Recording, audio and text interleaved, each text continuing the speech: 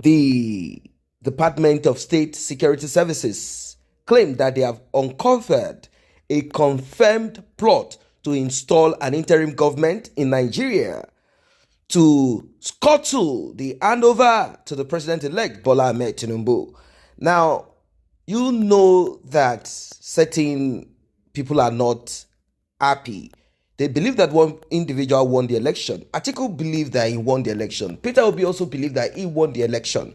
Now, former head of state, former president of Nigeria, Olusegun Obasanjo, prior to the announcement of Bola Ahmed Tinubu as a winner of the election, he quickly called media houses and he broadcasted a speech advising the president, Muhammadu Buhari, to cancel this election or to have a rerun in some of the states, location, region where election abnormalities and many other terrible, violent things happened. And Muhammadu Buhari responded by saying, this is not going to be a repeat of MK Abiola. I am not going to be part of this. I am going to hand over to Bola Ahmed Tinubu. And you know, when people like Obasanjo and some other individual, although Obasanjo, not IBB has not been outspoken this way, he has kept his mouth shut.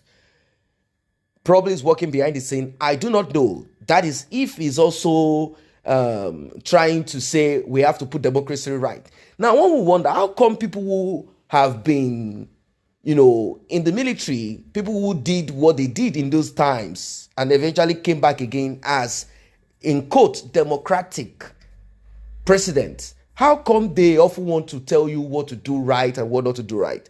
Anyway, there are talks that Obasanjo is behind a coup. Obasanjo is behind this disruption, this scuttling of the handover to Bola Ahmed Tinubu, that they want to create chaos. An audio got leaked out where Obasanjo and Charlie Boy with ex-governor, I think of Cross River State, Akwa Ibom, where Charlie Boy asked Obasanjo, what should we do now? And he said to him, you know what, this is not just something that only you can do. You have to get more people. Let them pour out on the street. Let them disrupt the whole system. A lot of people heard this audio. Some said, this is despicable. This is rubbish. What kind of man is this? And he wants us to call him or look at him as an elder statesman. This is impossible. This is impossible. How can you say that this election is not free and fair enough? It is less free and fair than the one that brought you in. Who does that? How can you come up to say that this election should be this and that? Why didn't you say this when you had the opportunity in your own time? You wanted to even go for third term, if not because certain individuals sat down and they said, no, impossible, don't even think of it. You wanted to change the constitution so that you can serve and stay in there. But you were stopped and you were kicked out. And now you want to talk, you want to disrupt. They said, no, this is impossible. This is not going to happen. You cannot disrupt Nigeria. But right now, the DSS are saying that information has dropped on their table. And this information is signed by its spokesperson, Peter Afunaya.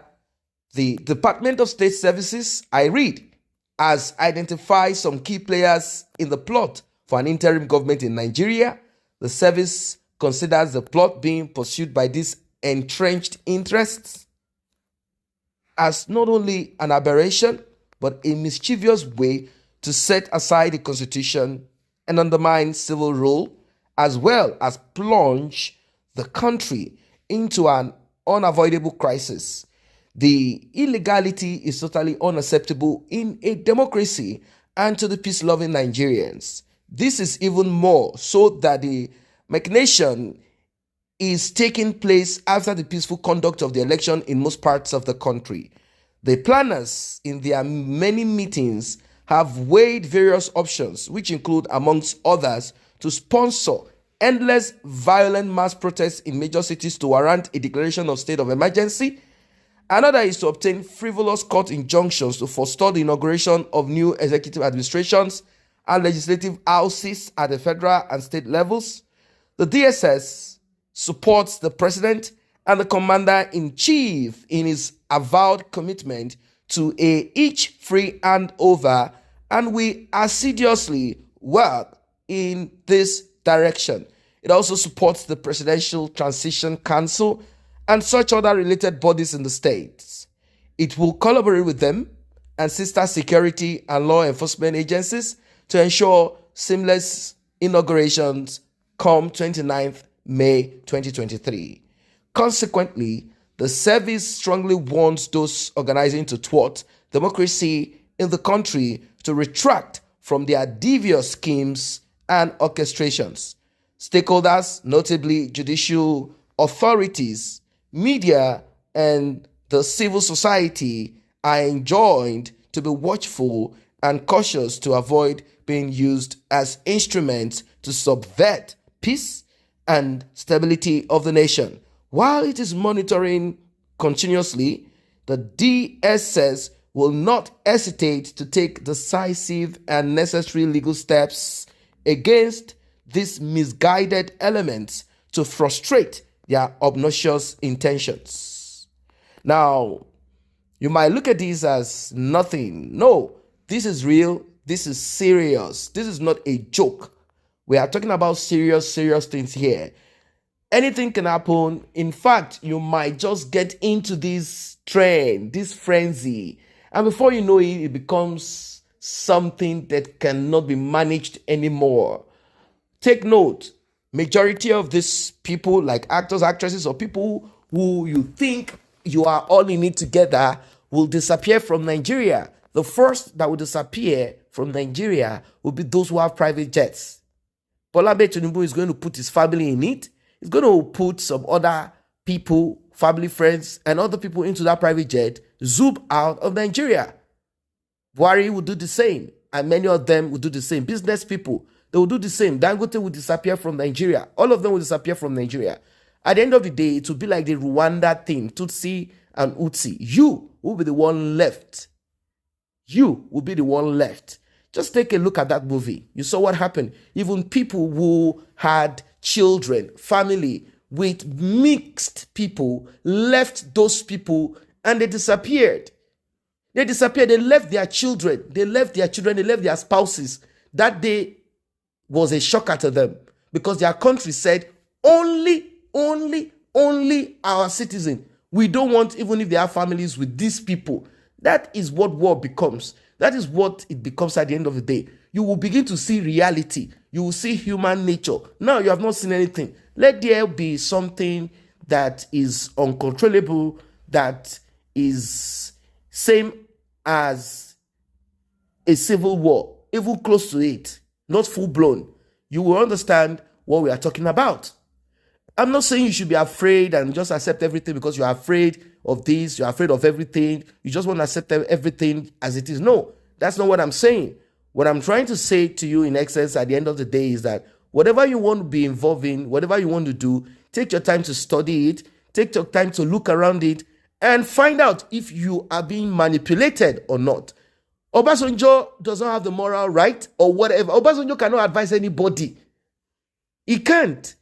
He can't because he had the opportunity when he was there to have done better. Yes, I know it came with this, reconciliatory, let everyone come to speak and their grievances being put and laid on the table. But aside that, yes, he did some things. There are some challenges that you will see when you become president. You will see the true picture of foreign influences. You will see foreign influences that has been put into policies. You will see a lot of things that will make you realize and see that it is not a joke. And you will want to find a way around it to slowly, softly, and you also have things to fight in your own country. It is not always easy, you see.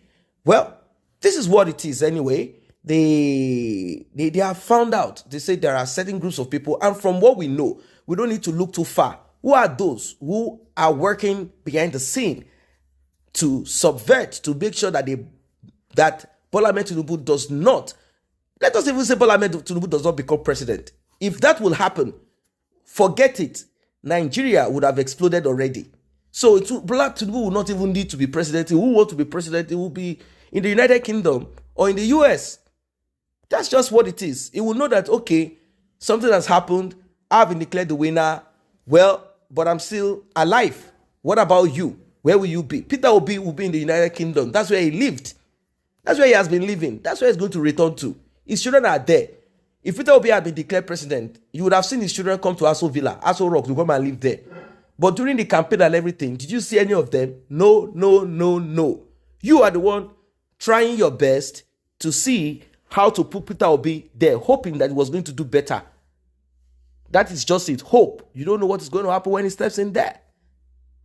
But because you know that Bola Ahmed Tinubu, Atiku, you've seen their card much more clearly, you believe that they are more of a criminal than Peter Obi.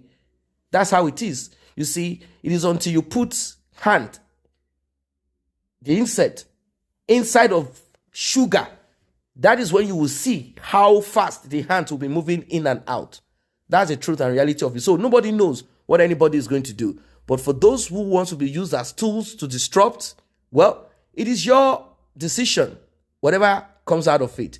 What are your thoughts? Do not forget to like and share this video. Do not forget to subscribe to this channel if you're new here.